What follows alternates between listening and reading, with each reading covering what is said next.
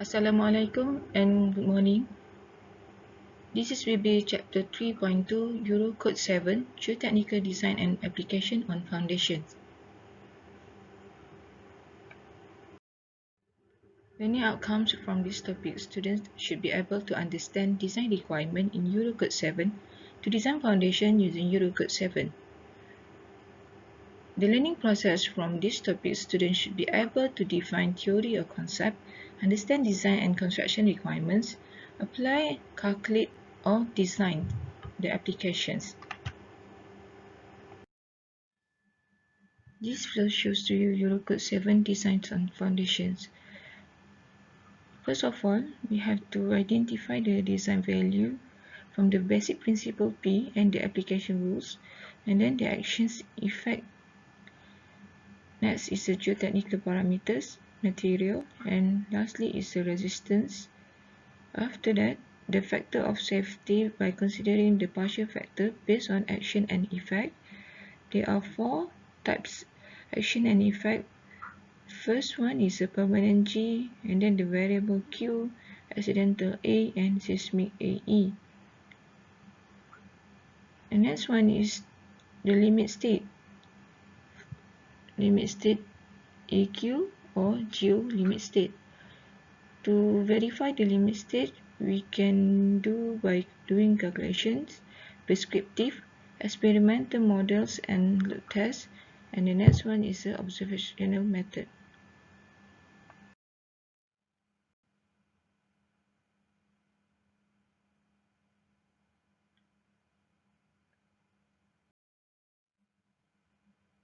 Limit state for earth returning structure.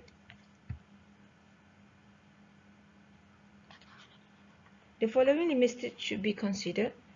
Overturning. For a wall to be stable, the resultant truss must be within the base. Most walls are so designed that the truss is within the middle third of the base. And then you have to be considered also for bearing failure. Bearing failure of the soil beneath the structure. The overturning moment from the earth truss causes high bearing pressure at the toe of the wall. These values must be kept within safe limits, usually not more than 1/3 of the supporting soil's ultimate bearing capacity. And then the next state you have to be considered for forward sliding. And the next one is a ground failure. And next is a structural failure. The structural failure caused by faulty design, poor workmanship, deteriorations of material, for example.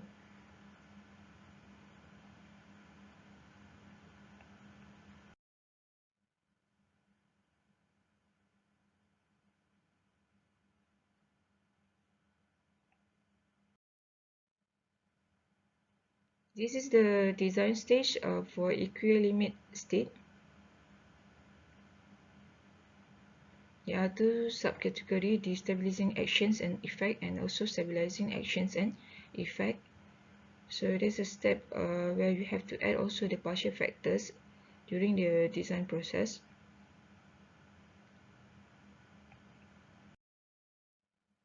This is for geolimit state.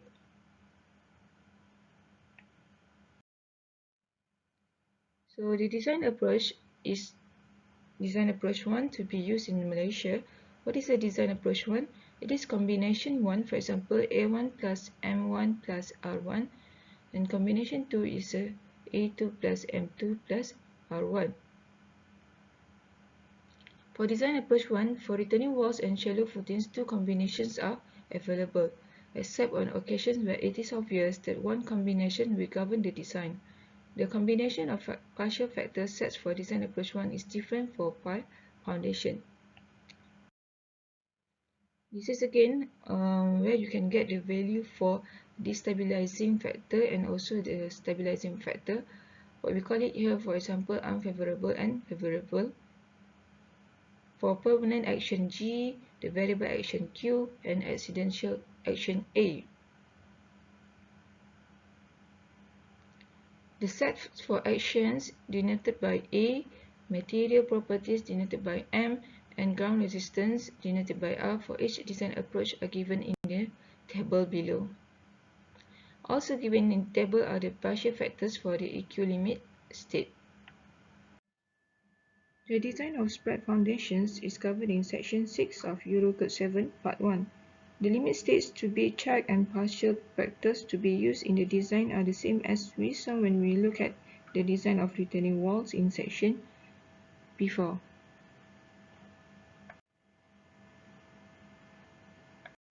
To design shallow foundation in Eurocode 7, NST is referred, and the depth factors are excluded in the Eurocode 7's.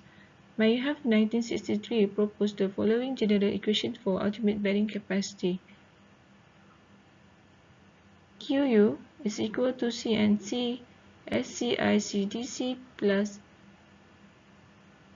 overburden stress NQ SQIQDQ plus 0.5 gamma B and gamma S gamma I gamma and D gamma, where SC, SQ and S gamma are shape factors, ICIQ and I gamma are inclination factors, DCDQ and D gamma are depth factors.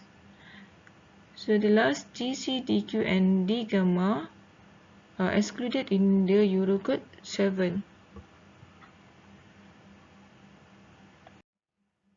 There are few differences listed in NXT which can be considered for drain conditions.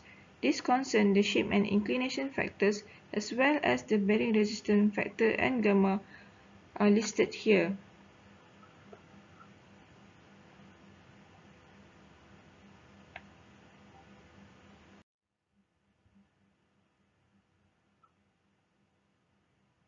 Eurocode 7 also states that the vertical total action should include the weight of any backfill acting on the top of the foundation in addition to the weight of the foundation itself plus the applied load it is carrying. The overall eccentricity of the bearing pressure E must consider the self-weight of the foundation and is equal to P times EP over P plus W.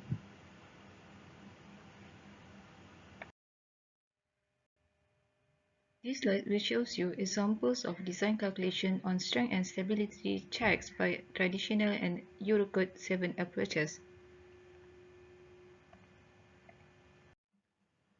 This is an example 9.5 by traditional and Eurocode 7 approaches.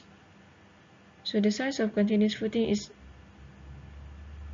1 meter wide by 0.5 meter deep, and it is founded at a depth of 0.75 meter in a clay soil of unit weight 20 kN per cube meter and undrained caution is 30 kPa, and a vertical line load of magnitude 50 kN per meter run, which will act at a distance of 0.4 meter from the center line, and take the weight density of concrete as 24 kN per cube meter, and determine the safe bearing capacity of the footing by taking F is 3.0.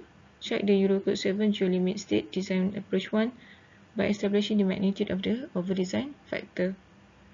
So to determine the safe bearing capacity, first of all, need to calculate the self-weight of foundations, which give the weight of foundation is 21.6 kN per meter run, and the weight of soil on top of foundations is equal to 9 kN per meter run, and the total weight of foundation plus soil is 30.6 kN per meter run. Eccentricity of bearing pressure E is 0.25 meter. Since the eccentricity is lesser than B over 6, the total force acts within the middle third of the foundations. So the effective width of footing is equal to 1.3 meter. And then from the table, the bearing capacity factors are shown here, with the NC is a 5.14, NQ is 1, and gamma is equal to 0. And the shape factor SC is a 1.0 for continuous footing.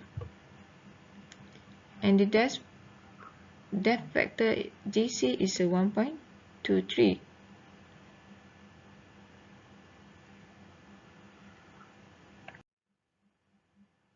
Therefore, the safe bearing capacity is equal to 73.2 kPa and the safe bearing load is equal to 95.2 kN per meter run. From the Eurocode 7 geolimit state approach, first of all, determine the value for partial factor sets A1 plus M1 plus R1. A is the action, M is the material, R is the resistance. From table 5.1, these are the value.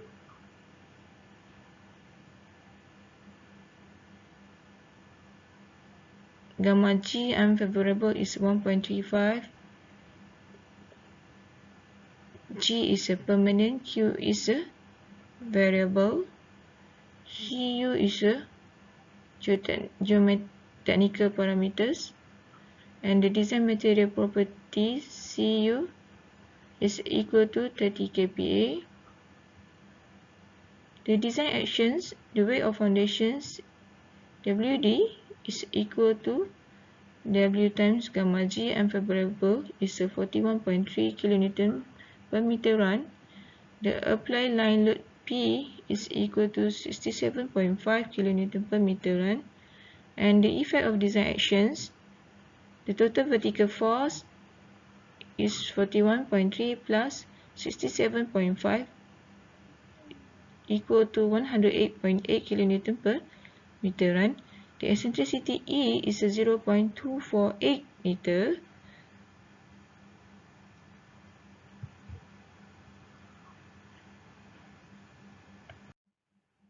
Since eccentricity is less than B over 6, the total force acts within the middle third of the foundations.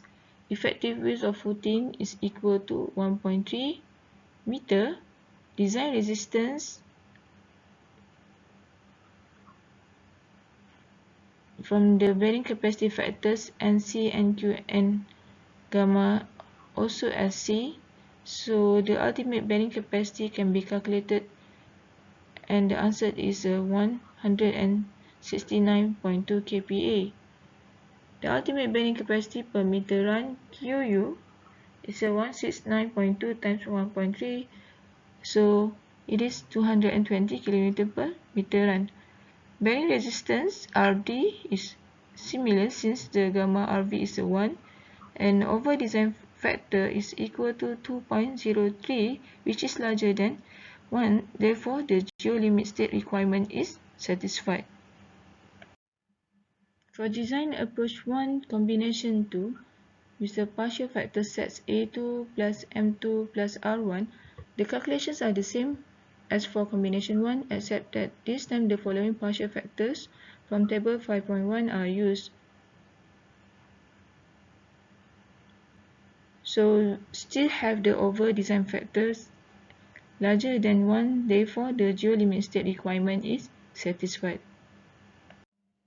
This slide shows an example 9.7 on bearing resistance for undrained and drained glacial clay, with the permanent load is 800 kN and variable load QK is 350 kN. So the question asks you, check compliance of the bearing resistance and limit state using design approach 1 for the short-term state and the long-term state.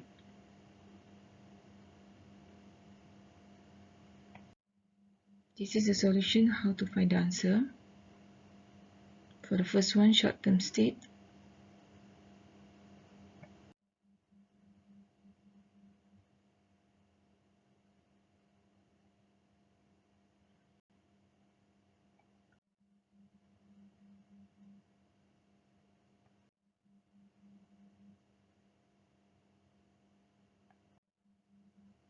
And here is a long-term state.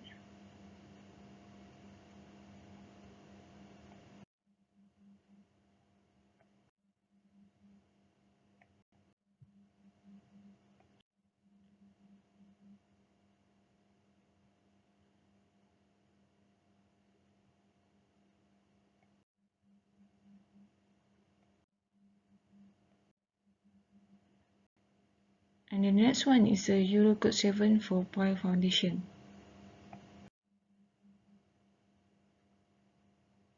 It is covered in Section 7 of Eurocode 7 Part 1. There are 11 limit states listed that should be considered, but only those limit states most relevant to the particular situation would normally be considered in the design. This includes the loss of the overall stability, bearing resistant failure of the pile, uplift of the pile, and structural failure of the pile. We will look only at checking against ground resistance failure through the compressive loading of the pile, as given the formula here.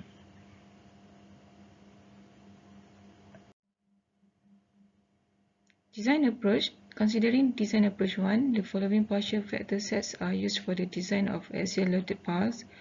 If you are using the combination 1, design approach 1, so we have to consider the action 1 plus material 1 plus resistance 1, while for combination 2, action 2 plus M1 or M2 plus R4. M1 is used for calculating pile resistance, M2 is used for calculating unfavorable actions on pile. The characteristic value is obtained by one of three approaches: from static load test, ground test, or from dynamic test results. For design resistance, equation 6.6 in EN 1990 indicates that the design resistance depends on material properties and the structural dimensions. However, in geotechnical design, many resistance depends on the magnitude of the actions, and so EN 1997 redefines the equation 6.6 to include the contribution made by the design action. This clause actually offers three methods of establishing the design resistance, RT. NSP of Eurocode 7 Part 1 offers guidance on which of the three formulae above to use for each design approach.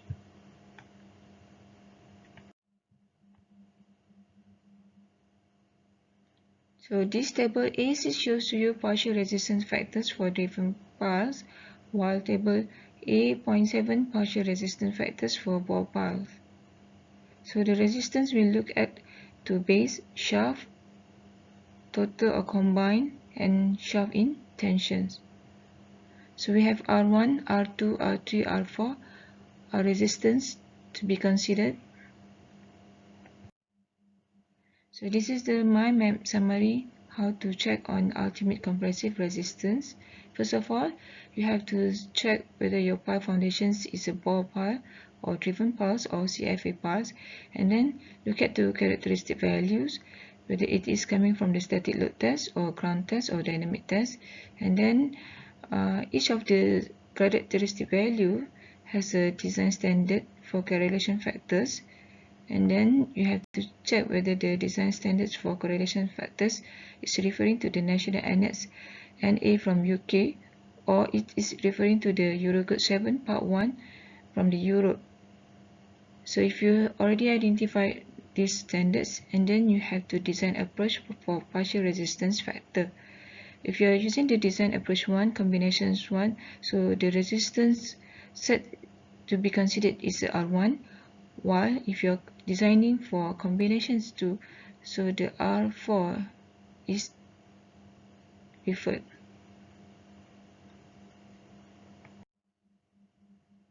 First of all, the ultimate compressive resistance from static load test. So the characteristic value of the compressive ground resistance RC is obtained by combining the measured value from the pile load test with the correlation factor. More explicitly, RC is taken as the lesser value of RC is equal to RC mean over partial factor 1 and RC mean over partial factor 2. RC mean is the mean measured resistance. RC mean is the minimum measured resistance. It may be that the characteristic compressive resistance of the ground is more appropriately determined from the characteristic values of the base resistance RB and the shaft resistance RS. So RC is equal to RB plus RS. This is the correlation factors from table A.9, and table A.9 from one of it is a Eurocode EN, and from National Annex UK. So the first of all, we have to check the correlation factors to derive characteristic values from static pilot test, and N is referred to the number of tested piles. So if you have for example, test number of tested pile is 1 and the partial factor 1 is equal to 1.4. Similarly for partial factor 2, 1.4.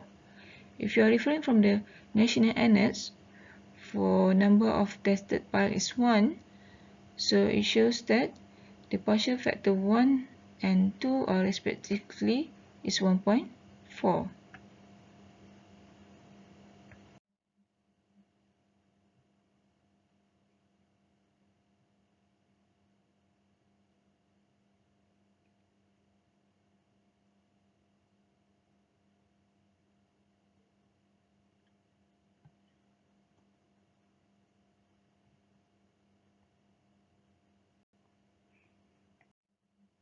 This is a table shows the partial factors for driven piles and ball pile.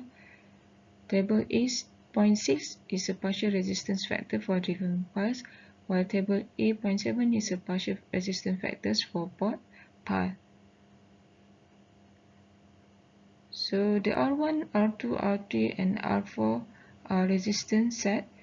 So for design approach 1 combination 1, we always refer to the R1, and then for design approach 1 combination 2, we are looking at the R4.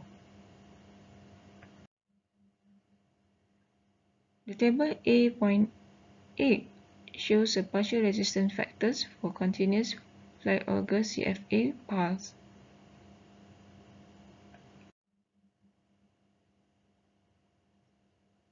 And table A6 is a partial resistance factors for driven piles for the structure and geo-limit states.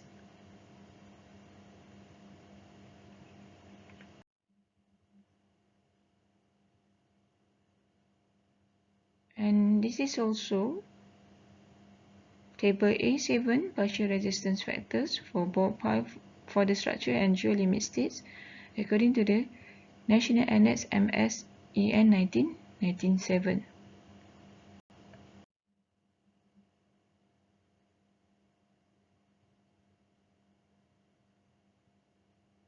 And again, table A8 partial resistance factors from the standards of National Annex MS EN 1997.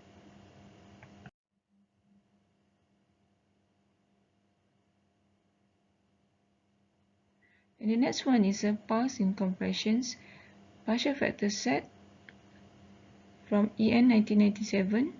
So given here is a different type of pile, driven ball or CFE, and also the partial factor sets for base shaft total for resistance 1, resistance 2, resistance 3 and resistance 4.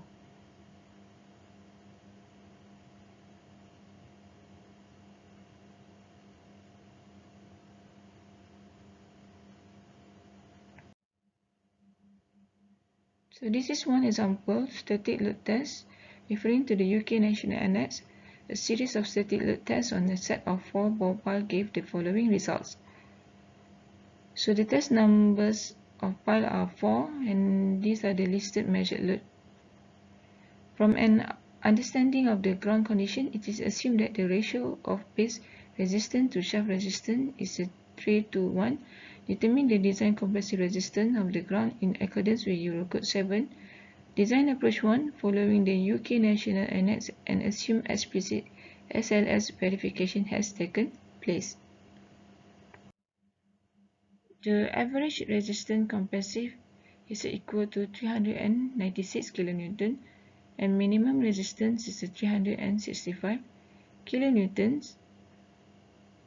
From the table 10.2b, the partial factors 1 and 2 are 1.38 and 1.15 respectively, and then we have to get the compressive resistance to the partial factor, mean for partial factor 1 and minimum for partial factor 2. So from here, it gave that the minimum value of compressive resistance is 287 kN.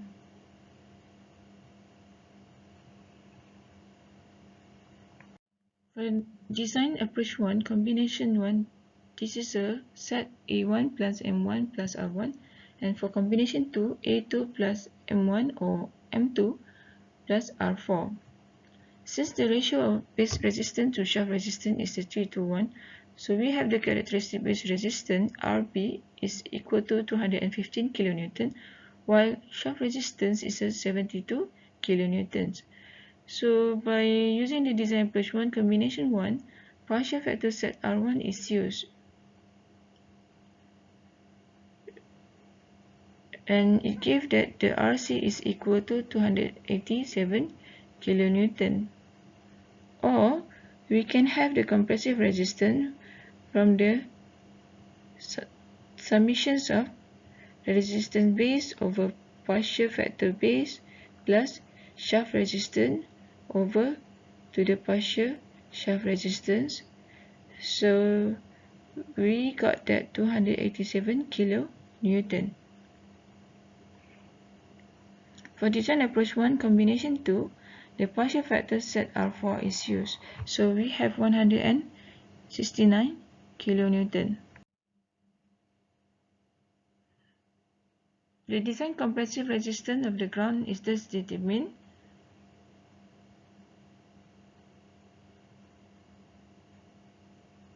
The answer is 169 kN.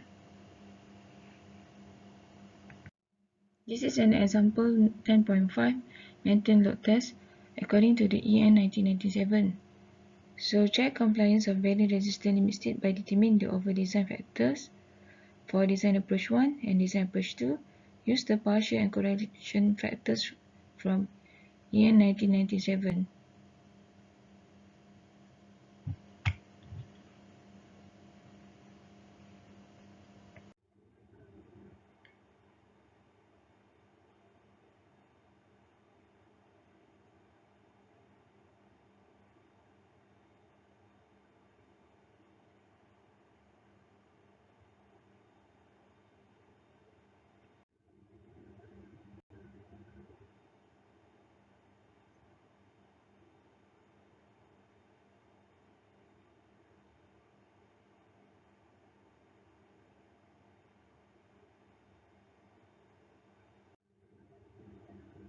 Ultimate compressive resistance from ground test result.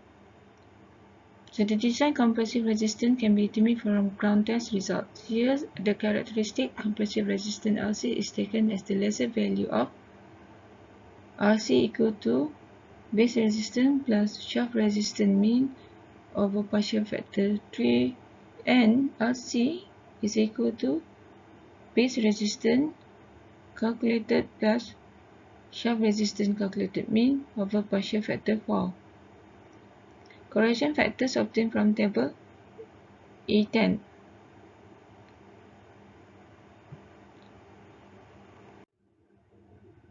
So this is the table A10 correlation factors to derive characteristic values of the resistance of axial loaded parts from ground test results according to the National Annex MS EN 1997, and also table 10.4b is the correlation factors ground test results from National Annex UK.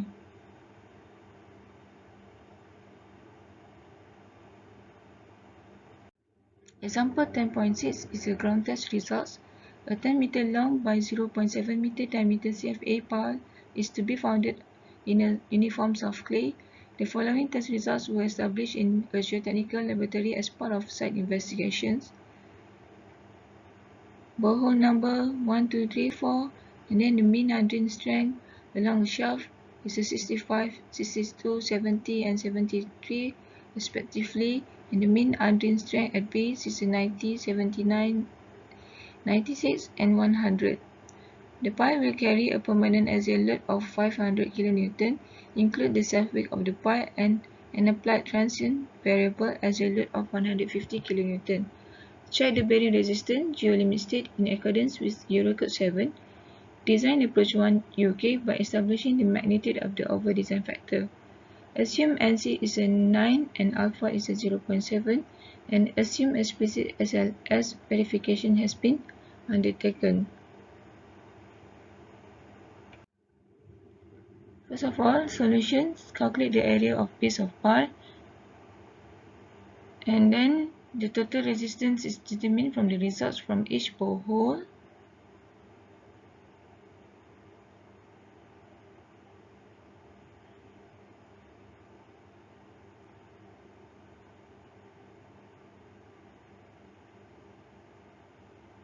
Compressive design RC is 1355 kN for average, and minimum is 1228 kN, which is obtained from borehole 2.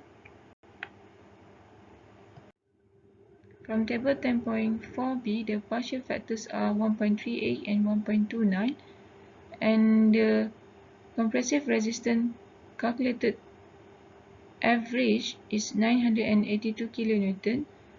For minimum RC is 952 kN. That is, the calculated RC minimum governs, and this lower value of RC is taken as the characteristic compressive resistance. Therefore, using the partial factor 4,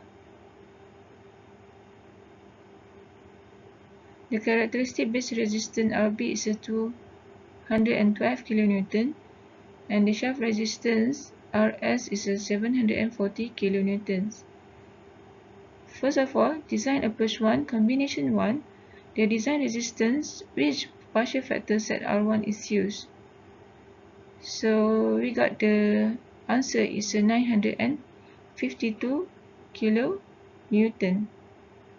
And for the design actions, the partial factor set A1 is used, refer to the table 5.1. So we got the 900 kN, and the over design factors is a 1.06.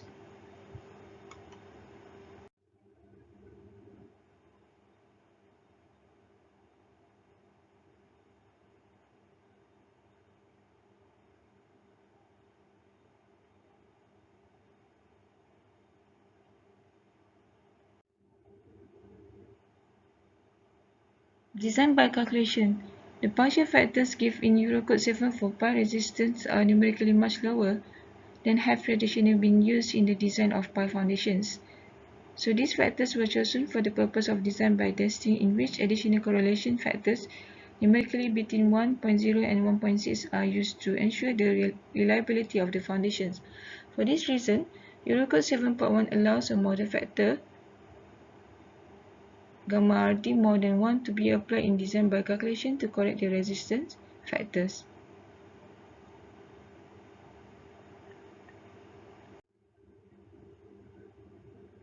That's all. Thank you.